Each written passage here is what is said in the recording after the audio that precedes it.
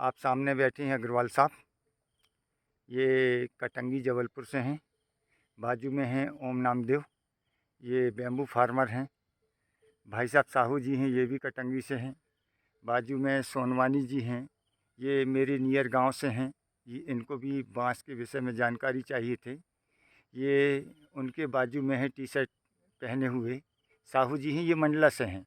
ये सब किसानों में एक ही बात को लेके भ्रम है कि हम बांस लगाएं तो किससे बेचें, 1 एकड़ की लागत राशि कितनी होगी और ये पर एकड़ पर ईयर कितनी अर्निंग देगा और कितने वर्षों तक हमें ये उत्पादन देते रहेगा।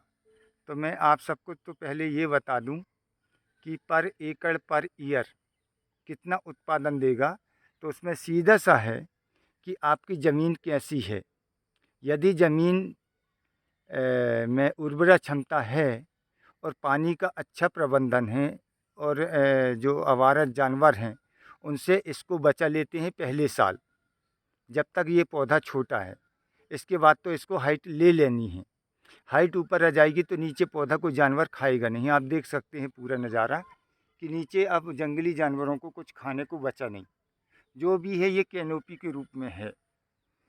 तो पहले साल हमको बचाना है और पानी प्रबंधन करना है। पानी प्रबंधन की रही बात तो सब में ज़्यादा इसको ज़रूरत क्या होती कब होती है कि जब टेम्परेचर ओवर हो। ये होता है हमारे यहाँ पर अप्रैल से मई जून, 15 जून तक होता है। इसके बाद तो पानी आ जाता है।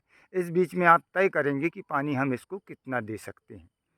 दूसरी एक और बात निकल के सामने आ रही थी कि पानी हम कब कब दें और कितनी मात्रा में दें। तो पानी का कोई ऐसा रॉकेट साइंस है नहीं कि कब कब दें और कितनी मात्रा में दें। किसान जब अपने खेत में जाए और प्लांटों को देखे कि आजू बाजू ड्राइनेस तो नहीं आया, सूखापन तो नहीं आया है, तो कुल मिला के बाँस के नीचे हमको थोड़ी सी नमी बनानी है। तो हमको पानी का कैलकुलेशन एक्यूरेसी तो मैं बता नहीं सकता। किसी की ज़मीन बलुई मिट्टी वाली है, कोई ब्लैक है, कोई पथरीली मतलब रेत डेजर्ट लैंड है। तो ऐसी कंडीशन में पानी का प्रबंधन किसान खुद अपने हिसाब से, लेकिन बस एक ही चीज़ है कि उसमें नमी बरकरार रहनी चाहिए तो पौधा अच्छा सर्वाइव करेगा। अग्रवाल साहब आपके मन में और क्या है, क्या जानना चाहते हैं? मेरी तो लगभग सारी जानकारी संतुष्ट हूँ मैं जानकारी से, हाँ जो मिली। जी। उसके बाद फिर भी कुछ क्वेश्चन यही आ रहे थे कि पर एकड़ क्या कॉस्ट बैठती है अगर मैं प्लांटेशन करूँ जी। तो आपने लगाया है इनके थ्रू जानते हैं अपन। हाँ, ओम नामदेव मेरा भांजा है। इन्होंने 5 एकड़ में पहले लगा चुका है। रिसेंट 2 एकड़ में लगाया है और इसकी जो है ज़मीन पूरी पत्थर और बंजर वाली ज़मीन है। पत्थर बजरी वाली ज़मीन है। पानी का कोई भी साधन नहीं है। इन्होंने ड्रिप लाइन में काम नहीं किया है। प्राकृतिक नेचर के रूप से जब इनसे मैंने पूछा कि यार ड्रिप लाइन का क्या प्रबंधन है और पानी का, तो इन्होंने मुझे बहुत शानदार जवाब दिया कि मामा जी जंगल में बाँस को किसने पानी दिया और बाँस आज अच्छी तरह सर्वाइव है। तो वही ओम जी आप सब किसानों को बताएं कि आपने किस तरीके से पानी का प्रबंधन किया और पौधा बहुत अच्छा सर्वाइव कर रहा है। जी, पानी के प्रबंधन के लिए मैंने सबसे ज़्यादा गोबर खाद का यूज़ किया है। मैंने 2 फीट के गड्ढे कराए जेसीबी से, बड़े बकेट से, और पूरे में खाद भर दी। जिससे क्या गर्मियों में क्या होता है, बरसात का जो पानी रहता है स्टोरेज रहता है वो पौधे को पूरी गर्मी में सरवाइव करा देता है। क्योंकि मेरे यहाँ कोई पानी का साधन नहीं था तो मैंने यही व्यवस्था की और मुझे उसका अच्छा परिणाम मिला। अभी मेरे पौधे बढ़िया हैं, अच्छे सरवाइव कर रहे हैं। यही बताना चाहता हूँ मैं आप हम सब किसानों को यही छोटी छोटी प्राकृतिक बातें जो हैं इनको समझना पड़ेगा। जो गोबर की खाद होती है उसकी प्रॉपर्टी, उसका स्वभाव, नेचर, पानी एक बार उसके ऊपर आने के बाद वो बहुत मतलब बहुत समय तक पानी को स्टोर करके रखता है। ये सूखता नहीं है। और बाँस की जड़ों का नेचर है कि वो उसके ऊपर जाएँगी और जितना ज़रूरत है पानी को धीरे-धीरे लेती रहेंगी। तो आगे बताएँ ओम जी कि आपने क्या किया? भाई साहब का प्रश्न है अग्रवाल जी का कि 1 एकड़ में कॉस्ट कितनी आती है। तो इस विषय में बताना चाहूँगा। यदि अपन गड्ढे कराते हैं, लेबर से कराएं या जेसीबी से कराएं, मैं आपको सलाह दूंगा कि जेसीबी से गड्ढे कराने में ज़मीन ज़्यादा ढीली होती है, थोड़ा बड़ा गड्ढा हो जाता है जिससे पौधा अच्छा सर्वाइव करता है। तो उसके लिए क्या है, अपन जेसीबी के बॉकेट से 2x2 के बॉकेट से एक गड्ढा कराएं और उनको अपन सीधे एक बार निकाले बकेट और साइड में पूर्व या पश्चिम की दिशा में रख दें और उसमें अपन गोबर खाद डला दें। उसकी कॉस्ट लगभग अभी के समय में 10 रुपये प्रति गड्ढे की आ जाएगी। 1 एकड़ में 400 पौधे यदि लगा ओम जी, जी आपने जो अभी कहा पूर्व और पश्चिम, जी ये पूर्व हम सब किसानों को समझने की ज़रूरत है। ये छोटी-छोटी पर किसान की बहुत हितैषी रहती हैं कि इन्होंने बोला कि जेसीबी से गड्ढे करवाएँ, 2 फीट का करवाएँ तो उससे होल-पोल हो जाएगी ज़मीन और जब अपना पौधा लगाएँगे तो उसकी रूट्स फैलने में आसानी होगी और नए शूट अच्छे से आएँगे। लेकिन उसका दूसरा एक और भी अच्छा है कि पूर्व और पश्चिम जो आपने कहा, तो जब सुबह के समय में जी धूप निकलती है और शाम के समय अस्त होती है, तो धूप का जो सब में ज़्यादा समय होता है सुबह और शाम का होता है। दोपहर का टेम्परेचर सीधा स्ट्रेट नीचे आता है, वो कुछ समय के लिए रहता है। तो पूर्व और पश्चिम की तरफ में मिट्टी को रखने से ये होगा कि उसमें जो भी पौधे को नुकसान पहुंचाने वाले जीवाणु रहेंगे या कीट पतंगे रहेंगे, तो ओवर टेम्परेचर ज़्यादा धूप पाने के कारण वो समाप्त हो जाएंगे और हमको कोई कीटनाशक की ज़रूरत नहीं पड़ेगी। और खाद का खर्च मान के चलें कि एक बड़ा बकेट एक गड्ढे में डालेंगे तो लगभग 20 रुपये मानो। हमारे यहाँ 1000 से 1500 की ट्राली आ जाती है एक खेत पे।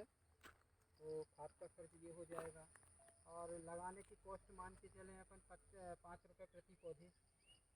एवरेज अपन ले सकते हैं 400 पौधे में 2000 का लगाने का खर्च आ जाएगा। और इस प्रकार से 1 एकड़ में यदि देखें तो एवरेज अपन निकाल सकते हैं। एक पौधे का एवरेजन ओम जी कितना निकलेगा? हर से पौधे को 10 से अपन ने किया गड्ढे करवाई का जी, तो फिर 4000 गड्ढे का हो गया। और खाद का खर्च मान लें अपन हाँ 20 रुपये प्रति गड्ढे 400 के हिसाब से 8000 और 5 रुपये लगाने का तो 4 पंचे 2000 लेबर कॉस्ट 14,000 रुपये। जो भी प्लांटेशन का जो भी कॉस्ट है, प्लांट का जो कॉस्ट है वो अलग से 40 रुपये पर पौधे वो अलग से है। तो कुल मिला के आपने ओम जी कितना, अग्रवाल साहब कितना कैलकुलेशन पर एकड़ निकाला? अगर प्लांट की कॉस्ट भी जोड़े 40 रुपये से भी तो 30,000 रुपये आएगा। 30,000 रुपये पर एकड़। अगर प्लांट को 40 रुपये से अपन तो आप समझ सकते हैं कि यदि हम प्राकृतिक रूप से गड्ढे खोदें, जेसीबी से गड्ढे खोद दें, उसमें गोबर खाद फुलफिल कर दें, तो एवरेजन जो है गड्ढे खुदाई और गोबर खाद और पौधे लगाने की कास्ट कितनी हो गई? 30,000 रुपये और पौधे सहित 30,000 हो जाती है। और यदि इतना प्रबंधन हम कर देते हैं तो आने वाले चौथे साल में जो पहले साल की फसल होगी वो लगभग 1 लाख की आएगी, फिर उसके बाद 1.5 लाख की, फिर 2 लाख की। ये इस तरह मैं जो देख रहा हूँ, ये जंगलों को समझ रहा हूँ जो लगाया है और जो मैंने जो कटिंग करके पहचाना है और जो डाटा निकाल रखे हैं, उससे यही है कि लगभग प्रति एकड़ 4 लाख रुपए की आपको आगामी 8वें साल तक में आ चुकी रहेगी।